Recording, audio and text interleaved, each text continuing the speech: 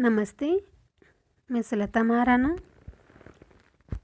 आप सबका स्वागत है मेरे YouTube channel SM education the educational platform पर। 11 हिंदी कहानी सुख का विश्लेषण और मूल्यांकन प्रस्तुत करने जा रही हूँ और पाठ परिचय की ओर चलते हैं।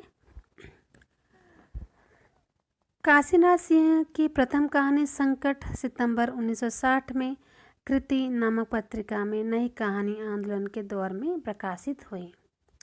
1954 से 1963 की समय सीमा को नई कहानी के रूप में जानने पर भी सन 1959 से 60 के निकट कहानीकारों की एक नई पीढ़ी उभर कर सामने आई, जिसमें ज्ञान रंजन, प्रबोध कुमार, रविंद्र कालिया, विजय चौहान, काशीनाथ सिंह, दूधनाथ सिंह आदि का नाम उल्लेखनीय है। उन्होंने नई कहानी को एक रस्ता की आधारभूमि प्रदान की। इन्हीं रचनाकारों में से काशीनाथ सिंह ने अपने विद्यार्थी जीवन में ही नई कहानी की खूबियों और कमियों को जांचते परखते हुए बनारस में ही अपने नए नज़रिए का विकास किया। सन 1960 के पश्चात परिस्थितियों में परिवर्तन का परिणाम स्वरूप ज्ञान विज्ञान की प्रगति, उच्च शिक्षा, सामाजिक आर्थिक विकास के चलते समय में महिलाओं की स्थिति में बदलाव आया, किंतु अभी तक देश में बेरोजगारी, नेहरू जी की मृत्यु के पश्चात राजनीति का अंत तथा आज़ाद की तमाम आकांक्षाएं धूमिल हो चुकी थी। पीढ़ियों के मध्य द्वंद्व, नगरीकरण, धन की बढ़ती महत्वाकांक्षा, भ्रष्टाचार, अजनबीपन, भौतिकता के लिए स्पर्धा, अविश्वास, मूल्यहीनता आदि जैसी स्थितियों से संयुक्त परिवार को तोड़ने तथा समाज व व्यक्ति के मध्य विभेद उत्पन्न करने शुरू कर दिए, जिसमें व्यक्ति आहत होकर निराशा के कारण अंदर से टूटने लगा। इस टूटने से व्यक्ति में कुंठा, संतरास, चुप्पी बढ़ते हुई भाषा के मध्य से सीधे सीधे अपनी बात कहने की शक्ति भी प्रदान की, जिसके संकेत कहानियों में शिल्प तथा कथ्य के स्तर पर मिलने लगे। इन्हीं कहानियों में काशीनाथ सिंह की कहानियाँ भी सम्मिलित हुई। लेखक का परिचय जानते हैं।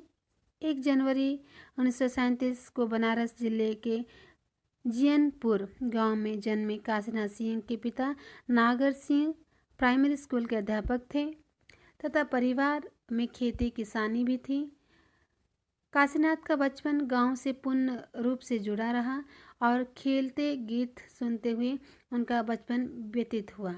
प्रारंभिक शिक्षा गांव के विद्यालय में पूर्ण करके 1955 में काशी हिंदू विश्वविद्यालय में प्रवेश लेकर BA, MA एवं PhD की तथा वहीं हिंदी भाषा का ऐतिहासिक व्याकरण कार्यालय में शोध सहायक, हिंदी विभाग में प्राध्यापक, प्रोफेसर तथा अध्यक्ष पद पर कार्य करते हुए सन 1997 में सेवा मुक्त हुए। सितंबर 1960 में संकट के प्रकाशन के बाद उनकी लोक बिस्तरों पर सदी का सबसे बड़ा आदमीनामा, नई तारीख, 10 प्रतिनिधि कहानियां हैं। कहानी उपखान इनकी संपूर्ण कहानियों का संकलन है। इसके साथ साथ गुहास आलोचना भी रचना है। याद हो कि ना याद हो, आछे दिन पाछे गए, घर का जोगी जोगाड़, अपना मोर्चा, काशी का आसी, रहन पर रघु जैसी कृतियाँ सामने आई। रहन पर रघु उपन्यास पर काशीनाथ सिंह को साहित्य अकादमी पुरस्कार प्राप्त हुआ है तथा अपने मोर्चा उपन्यास का जापानी, कोरियाई व अन्य विदेशी भाषा में अनुवाद हुआ है। इनके उपन्यास और कहानियों का नाट्य मंचन भी हो चुका है। काशीनाथ सिंह जिंदा दिल लेखक है, जिनके अंदर बनारस, वहाँ की भाषा बोली, देशज संवेदना गहराई से रची बसी है और वे सभी तक अपनी कलम के माध्यम से ही साहित्य में सक्रिय व तरोताजा है। सठोतरी कहानी अपने विभिन्न आंदोलन जैसे कहानी, सचेतन कहानी, सहज कहानी, जनवादी कहानी, सक्रिय कहानी, समांतर कहानी तथा समकालीन कहानी लिए जानी जाती है। आ कहानी का प्रमुख प्रवर्तक गंगा प्रसाद बिमल को माना गया है, किंतु वे आ कहानी को एक दृष्टि मानते हुए इसे विश्वव्यापी संदर्भों के रूप में देखते हैं और इसमें फ्रांस में स्वीकृत एंटी स्टोरी का रूपांतरण मानते हैं। आ कहानी वास्तव में कहानी की धारणागत प्रतीति का वर्गीकरण है, मूल्यांकन, आधारों पर पूर्व समीक्षाओं को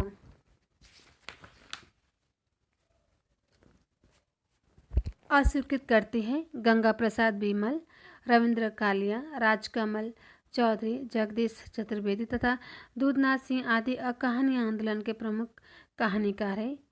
महिप सिंह ने सचेतन की अवधारणा को प्रस्तुत करते हुए उसे एक दृष्टि माना जिसमें जीवन को जीते हुए उसे जाना जाता है। मनुष्य की प्रवृत्ति समस्याओं तथा संकटों से परेशान होकर जीवन से दूर भागने की न होकर जीवन की ओर ही भागने की है। इसे महिप सिंह ने प्रधान आंदोलन के रूप में देखते हुए सचेतन कहानी को जिंदगी की स्वीकृति की कहानी माना और उसे ज्यां पाल सार्त्र के अस्तित्ववादी पक्षों से जोड़ दिया। महिप सिंह, मानस चौहान, कुलभूषण, योगेश गुप्त आदि रचनाकार सचेतन कहानी के महत्वपूर्ण स्तंभ है। अमृत राय द्वारा आरंभ किए गए सहज कहानी के विचार को अन्य रचनाकारों से सहयोग प्राप्त नहीं हुआ, जिसके परिणाम स्वरूप सन 1970 तक कहानी, सचेतन कहानी, सहज कहानी आंदोलन कमजोर पड़ गए और सन 1972 के आसपास सारिका पत्रिका के माध्यम से कम्युनिस्टों द्वारा समांतर कहानी आंदोलन की नींव डाली गई। कान्वेसर ने बाद और पीढ़ी मुक्त कहानी की प्रतिबद्धता से स्वतंत्र होकर नए मनुष्य समाज की प्रतिष्ठा करते हुए आम आदमी की चिंता को समांतर कहानी के केंद्र में रखा। इसी विचारधारा के अनुसार रचना करने वाले कहानीकारों में निरुपमा, सेवती, दामोदर, सदन, सुधा, अरोड़ा, शेरा, यात्री, जितेंद्र भाटिया, स्वदेश, दीपक आदि के नाम उल्लेखनीय हैं।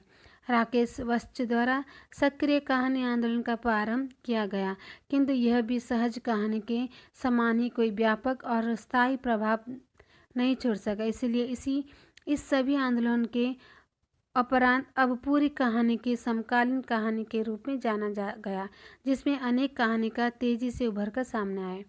जनवादी कहानी आंदोलन सठोत्तरी कहानी आंदोलन में अधिक चर्चित तथा महत्वपूर्ण रहा, क्योंकि एक और इसमें नई कहानी आंदोलन के लेखक शामिल थे, तो दूसरी ओर नए लेखक भी तेजी से जुड़ रहे थे।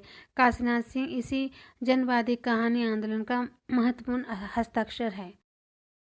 कहानी और काशीनाथ सिंह जनवादी कहानी आंदोलन के प्रतिनिधि कहानीकार हैं, जिनकी कहानियाँ इस आंदोलन से जुड़कर उसके विकास के लिए आदर करती हैं। भीष्म साहनी, अमरकांत मार्कंडे तथा शेखर जोशी का नाम नई कहानी के कहानीकार में शुमार है, जो कि जनवादी के सूत्र में प्रगतिशील कहानीकारों के रूप में जोड़ते हैं। सन 1982 में जनवादी लेखक संघ की स्थापना के पश्चात जनवाद शब्द प्रचलित होकर प्रगतिशील विचारों तथा सरकारों के प्रतीक के रूप में उभर कर सामने आया, जिसमें ज्ञान रंजन, सतीश जमाली, विजयकांत इसराइल, मधुकर सिंह, काशीनाथ सिंह जनवादी कहानीकार के रूप में माने गए।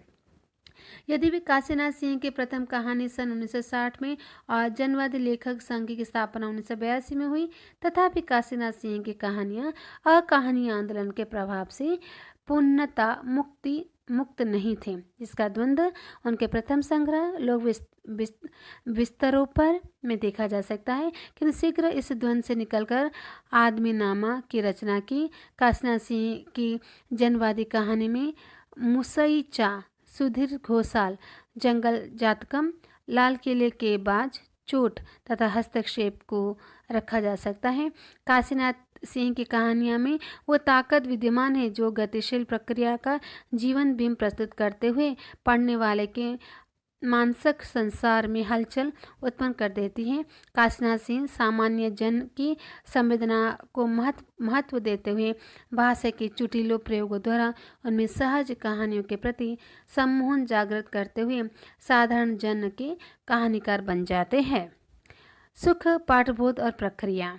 सुख काशीनाथ सिंह की अत्यंत महत्वपूर्ण कहानी है, जिसके मुख्य पात्र भोला बाबू शाम को ढलते हुए सूरज की खूबसूरती को अनुभव करते हुए असीम आनंद तथा खुशी का अनुभव करते हैं और अपनी खुशी को अपनी पत्नी जिलेदार साहब माधव मुख्तार तथा उसके यहाँ गाय भैंसों का कार्य संभालने वाले सोहन, सड़क से गुजरने वाले ऊँट वाले के साथ बांटने के लिए उत्साहित होते हैं और इसी उद्देश्य के साथ वे रास्ते में चलते हुए जिलेदार साहब से मिलकर नहर से मछलियाँ पकड़ने का उपक्रम करते हैं, किंतु इसके सफल न होने पर उन्हें अकेले में शांति का वर्णन करते हैं। किंतु जलेदार साहब इन सब बातों में कोई उत्साह नहीं दिखाते।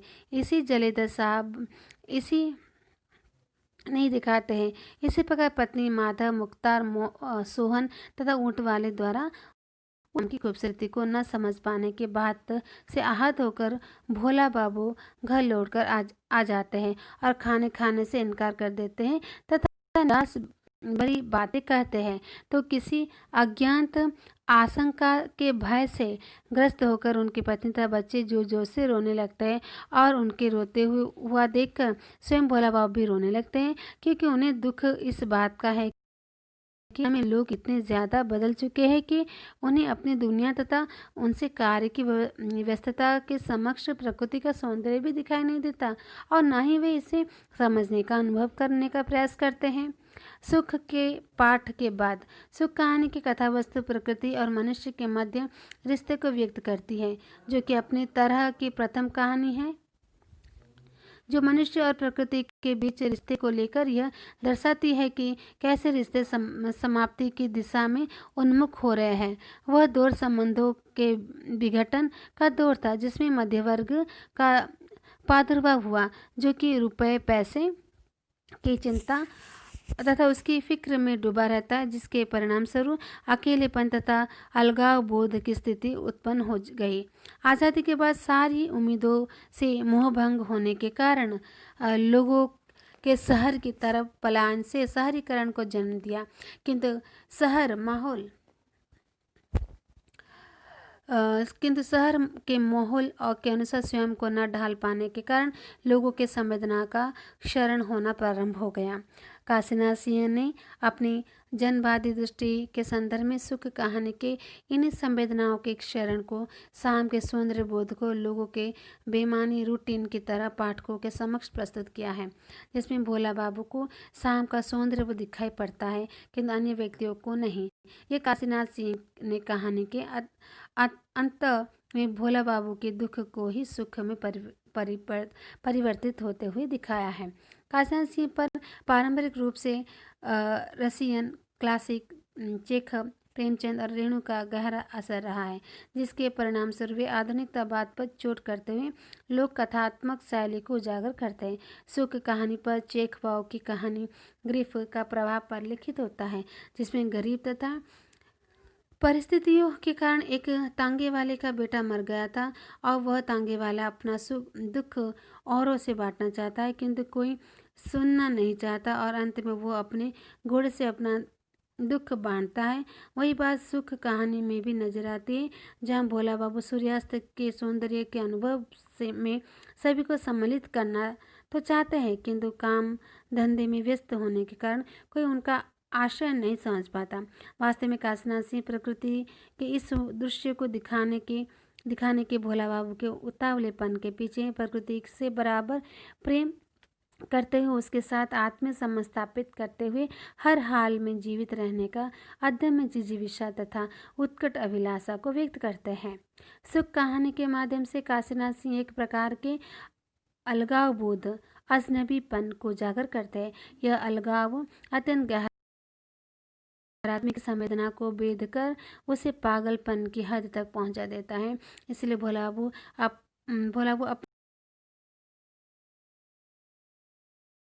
यह मकान है, ये दोस्त है, ये नातेदार है, लेकिन सच पूछे तो कोई नहीं, मेरा कोई नहीं। भोला बाबू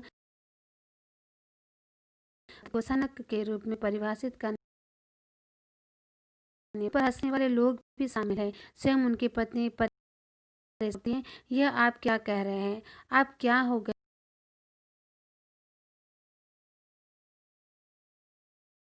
हो चुके हैं?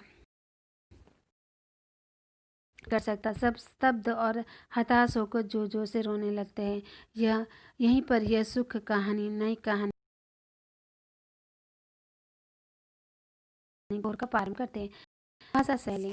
काशीनाथ सिंह अपनी खास शैली किस्सा गोई के लिए प्रसिद्ध है, जो मानव मन की संवेदनाओं को पकड़ के आधार पर संकेतों अकथ को कथनीय बनाने में शिल्पगत विशेषताओं को अपनी कहानी में उजागर करते हैं। सांकेतिकता, बिंबात्मकता, चित्रण, बनारस की कबीरपंथी जैसी शैली के कारण भी सीधे सीधे कथनों अथवा भाषा पर जोर देकर अपनी बात को समझा देने में समर्थ है।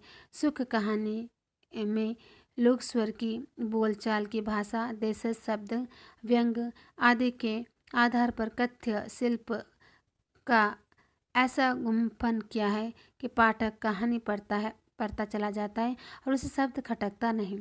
व्यग्रता से आदमी सामने वाले पर ना समझी भरी व्यंग्यता का टिप्पणी करता है तो भाषा के अनेक संदर्भ निकलते हैं। काशीनाथ सिंह की एक महत्वपूर्ण विशेषता यह है कि कहानियों के आरंभ, बीच और अंत में टिप्पणी करना है। इस प्रकार टिप्पणी पाठकों के दिमाग में हमेशा के लिए बस जाती है। छोटे छोटे वाक्यों के द्वारा काशीनाथ सिंह ने अपनी बातों को स्पष्ट करने के लिए उचित और एक एक शब्दों के संवादों का प्रयोग किया है, जो पात्र की उत्कृष्टता को उजागर करते हुए कहानी के मुख्य संदेश को भी उजागर करते हैं तथा भोला बाबू के दुख में ही सुख शीर्षक को सार्थकता को भी अभिव्यक्ति प्रदान करते हैं।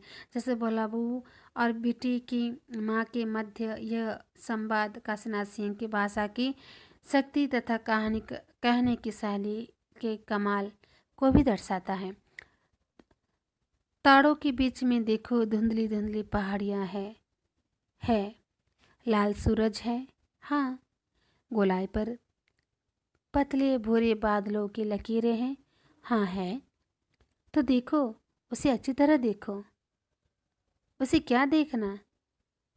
आप आज देखते हैं, मैं जिंदगी भर से देख रही हूँ। भोला बाबू ने गर्दन हिलाई। जिंदगी भर से देख रही हूँ? हाँ। अच्छा, वो अच्छा कर रही हो। अब एक काम करो कि चलो चूल्हा फूको। इस प्रकार काशीनाथ सिंह ने सरल भाषा का प्रयोग करते हुए छोटे छोटे संवादों के माध्यम से व्यंग की धारा को और भी तेज करके दर्शाया है। तो इस तरह से यहाँ पर यह कहानी एक जीता जागता व्यक्ति कहानी को के बाद सुख एक सुख जो कहानी सुख है उसका विश्लेषण और मूल्यांकन के इसके पहले वाला कहानी जीता जागता व्यक्ति था। तो इस कहानी को यहाँ पर समाप्त करते हैं। इसे पढ़िए, बार बार सुनिए, याद रखिए, परीक्षा में प्रयोग में लाइए। मेरे चैनल को सब्सक्राइब कीजिए, बेल आइकन को प्रेस कीजिए। आपके लिए बहुत मेहनत करके वीडियो बनाती हूँ। आप इसे पढ़िए, सुनिए और एक सब्सक्राइबर ज़रूर कीजिए। अपने दोस्तों के साथ इसे शेयर कीजिए, वीडियो को लाइक कीजिए और आपके सुझाव कमेंट बॉक्स पर दीजिए।